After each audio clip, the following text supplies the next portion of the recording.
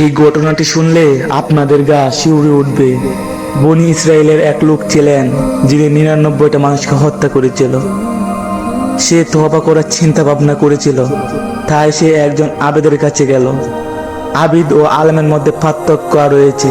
আবিদ মানে যিনি সৎ ও সরল পথের উপর আছেন, কিন্তু তার মধ্যে শরীয়তের জ্ঞান নেই, যেটা একজন আলেমের কাছে আছে। সেই লোকটি এই আবেদকে বলল, আমি ৯৯টা মানুষকে হত্যা করেছি, আল্লাহ তাআলা কি আমাকে ক্ষমা করবেন?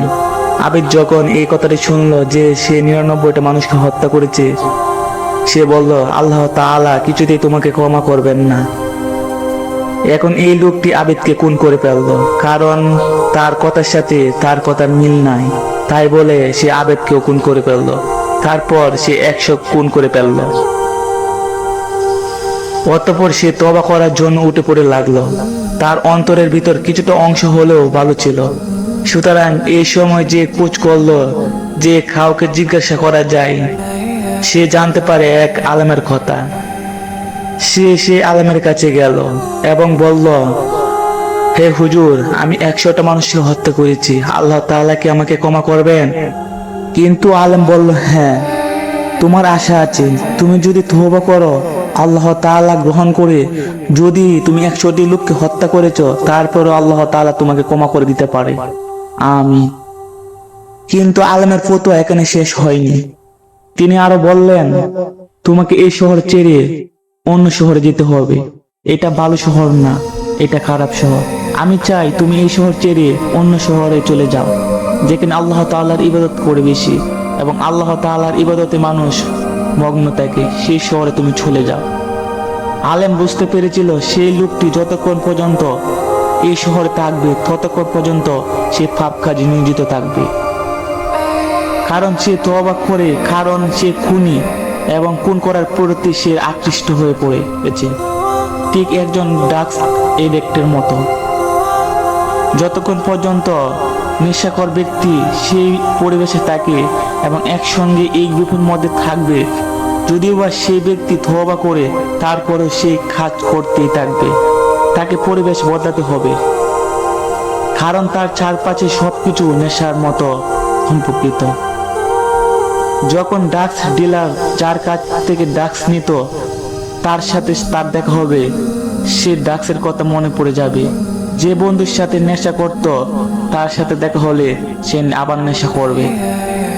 এই ঘটনা ঘটে যার মদ খায়, তওবা পাবো দেখলে, মদের বোতল দেখলেই খাওয়ার কথা মন চাইবে।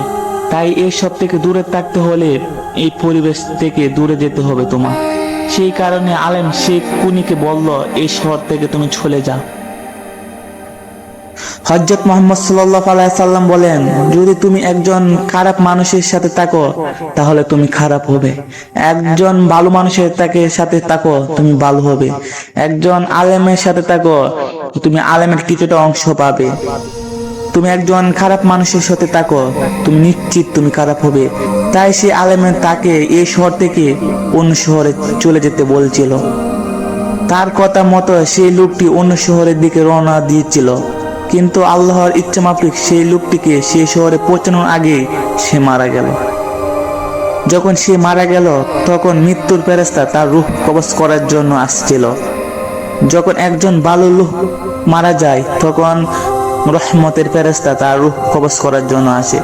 যখন একজন মানুষ খারাপ কাজ করে মারা যায়, তখন খারাপ ফেরেশতা আসে রূহ কবজ করার জন্য।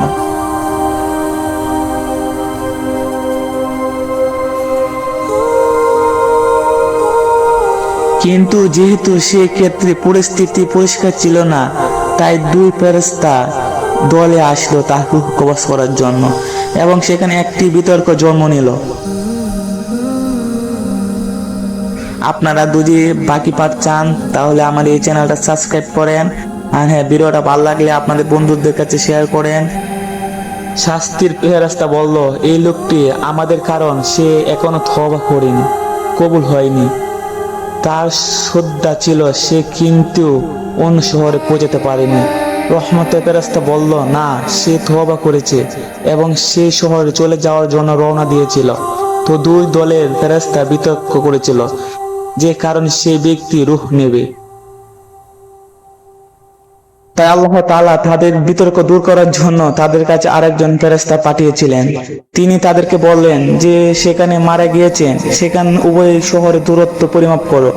যদি তোমার তাকে তার নিজ শহরের কাছে তবে সে জাহান্নামী, আর যদি সে অন্য শহরে ভালো লোকদের নিকটবর্তী হয় তাহলে সে জান্নাতি। হযরত মুহাম্মদ সাল্লাল্লাহু আলাইহি সাল্লাম বলেছেন, প্রকৃতপক্ষে সে নিজ শহরের নিকটবর্তী ছিলেন, তাহলে তার স্থান কোথায় হবে? জাহান্নাম। কিন্তু হযরত মুহাম্মদ সাল্লাল্লাহু আলাইহি সাল্লাম বলেছেন, আল্লাহ তাআলা জমিনকে নির্দেশ দেন তার লোকটাকে তার নিজের শহরের মধ্যকার দূরত্ব বিস্তার করা এবং তার লোকটাকে অন্য শহরে ভালো লোকদের মধ্যকার দূরত্ব সংকুচিত করা। অর্থাৎ তার দেহ মনে হবে ভালো শহরের কাছে, কিন্তু সে মারা গেছে তার নিজ শহরের কাছে। যখন ফেরেশতারা মাপতে আসলো তখন তারা সে ব্যক্তিকে অন্য শহরের ভালো লোকদের দিকে নিকটবর্তী রূপে পেলেন এবং আল্লাহ সুবহানাহু ওয়া তাআলা ক্ষমা করলেন এবং তাকে জান্নাতবাসী করলেন। সুবহানাল্লাহ। আল্লাহ যদি চাইতেন তাহলে তিনি এই ব্যক্তিকে ভালো শহরে নিকটবর্তী মৃত্যু দিতে পারতেন, কিন্তু তিনি তা করেননি। তিনি কেন তাকে তার নিজ শহরের দিকে বেশি নিকটবর্তী করে মৃত্যু দিলেন? তিনি আমাদেরকে দেখতে চেয়েছেন যে তিনি কতটা আগ্রহের সাথে এই ব্যক্তিকে ক্ষমা করতে চান। আমাদের শুধু আল্লাহ সুবহানাহু ওয়া তাআলার কাছে ক্ষমা চাইতেই হবে, তওবা করতে হবে, কিন্তু সেই তওবা হবে মন থেকে। পুরো সে পাপ করার দূরত্ব নিতে হবে। আল্লাহ আমাদের সঠিক পথে রাখুক। আমিন।